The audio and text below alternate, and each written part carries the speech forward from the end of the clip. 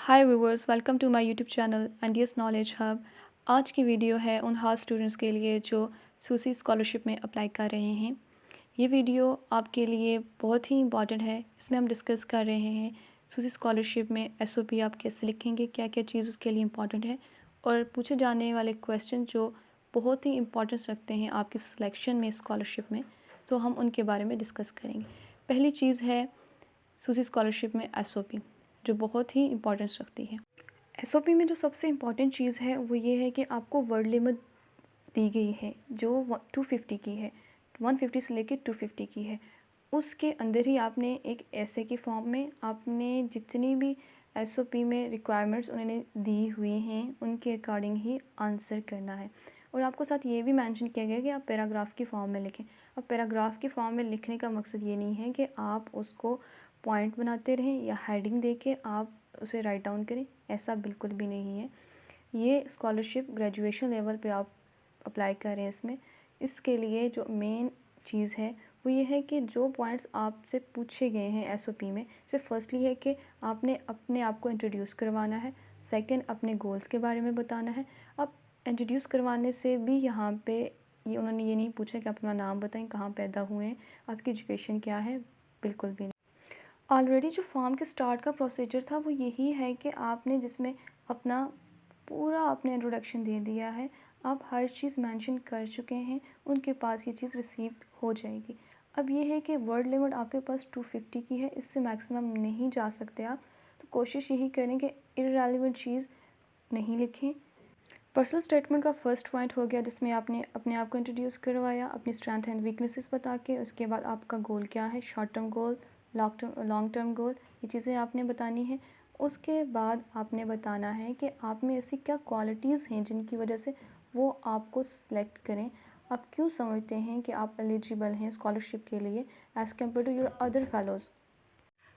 इस पॉइंट पे आपने अपने स्किल्स पे ज़्यादा फोकस करना है। उनको बताना है कि आप में से क्या स्किल्स हैं जिसकी वजह से आप अपने बाकी जो जितने भी कम्पिटिटिव आपके कैंडिडेट्स हैं उनसे आप डिफ़र करते हैं और क्यों आप ज़्यादा एलिजिबल हैं और समझते हैं अपने आप को इस चीज़ के। क्वेश्चन है वो हमसे ये पूछ रहे हैं कि जब आपकी सिलेक्शन हो जाएगी तो आप कैसे कंट्रीब्यूट कर सकते हैं, जो आपके फेलो एक्सचेंज अदर पार्टिसिपेंट्स होंगे उनके साथ आप कैसे कोलैबोरेशन कर सकते हैं, कैसे आप पार्टिसिपेट कर सकते हैं उनके साथ मुख्तलिफ़ चीज़ों में, आपका बिहेवियर उनके साथ कैसा होगा। ये सारी चीज़ें आपने बतानी है कि हम किसी भी जगह अगर अपने न्यू फेलोज़ के साथ या न्यू टीम के साथ होते हैं तो हम कैसे किस किस चीज़ से एक दूसरे की हेल्प आउट कर सकते हैं, हम कैसे एक दूसरे से न्यू चीज़ें सीख सकते हैं, या आप उनके साथ कैसे एज अ लीडर आप डील करेंगे। ये सारी चीज़ें आपने इसमें बतानी है। नेक्स्ट जो लास्ट है, एट द एंड आपने ये बताना है कि ये जो स्कॉलरशिप है इससे आप प्रोफेशनली और पर्सनली इस स्कॉलरशिप का आप पे क्या इफ़ेक्ट होगा, इसके एक्सपीरियंस से आप क्या क्या सीखेंगे और क्या आपकी लाइफ में चेंजिंग्स आएंगे, ये चीज़ आपने बतानी है। एसओपीज़ के आई थिंक सारे पॉइंट्स कवर हो चुके हैं। हमने वन बाय वन करके सब कुछ डिस्कस कर लिया है। अब हम नेक्स्ट कुछ क्वेश्चंस हैं जो ट्रिकी क्वेश्चंस हैं उन पे जाते हैं। हमें ऑलरेडी पता है कि ये जो स्कॉलरशिप है ये है ही कंपैरेटिव पब्लिक पॉलिसी के बारे में। इन क्वेश्चंस के आंसर्स आपकी लीडरशिप और आपकी पॉलिसी मेकिंग और इम्प्लीमेंटेशन चेक करने के लिए पूछे गए हैं। इनका बैकग्राउंड ऐसा नहीं है कि जिनको आइडिया हो पॉलिसी मेकिंग के बारे में। फर्स्टली हम डिस्कस कर लेते हैं कि पॉलिसी मेकिंग है क्या। पब्लिक पॉलिसी मेकिंग में कुछ स्टेप्स हैं जिनको हम वन बाय वन डिस्कस करते हैं। The first step in a public policy making is a problem definition. इसमें यह है कि हम प्रॉब्लम को आइडेंटिफाई करते हैं कि एक्चुअली प्रॉब्लम है क्या, कौन सा ऐसा इशू है जिसके ऊपर हम पॉलिसी बना रहे हैं जो हमने इम्प्लीमेंट करनी है, और कौन सी ऐसी चीज़ है जिसे हमने सॉर्ट आउट करना है। So first thing is a problem definition. Next one is a alternative generation. ये है कि आपकी प्रॉब्लम को मिनिमाइज़ करने के लिए कौन कौन से अदर वे हैं जिससे आप प्रॉब्लम सॉल्व कर सकते हैं। और नेक्स्ट वन है analysis of the alternatives. Analysis of the alternatives ये है कि आप चेक करें कि पास्ट में ऐसी कोई चीज़ हुई है जिसको यूज़ किया गया है इस प्रॉब्लम को मिनिमाइज़ करने के लिए और वो कितनी अफेक्टिव हुई है। अगर हुई है तो आप उसका एनालिसिस करें, that is analysis of alternatives. अब आप नेक्स्ट स्टेप में ये चीज़ है कि पॉलिसी अडॉप्टेशन। अगर पास्ट में कोई ऐसी पॉलिसी बनाई गई थी कि जो करंट सिचुएशन है, इशू है, उसको सॉर्ट आउट करने के लिए, तो आप वो पॉलिसी अडॉप्ट कर सकते हैं। अगर ऐसा नहीं है तो न्यू पॉलिसी के ऊपर वर्कआउट करना पॉलिसी अडॉप्टेशन है।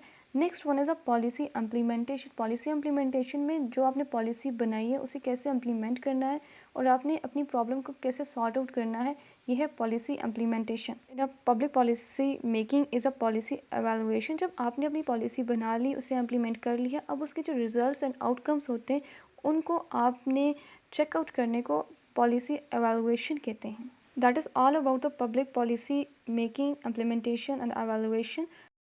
अब हम बात कर लेते हैं अपने सूसी स्कॉलरशिप के उन क्वेश्चंस के बारे में जिनके लिए हमने पब्लिक पॉलिसी पढ़ी।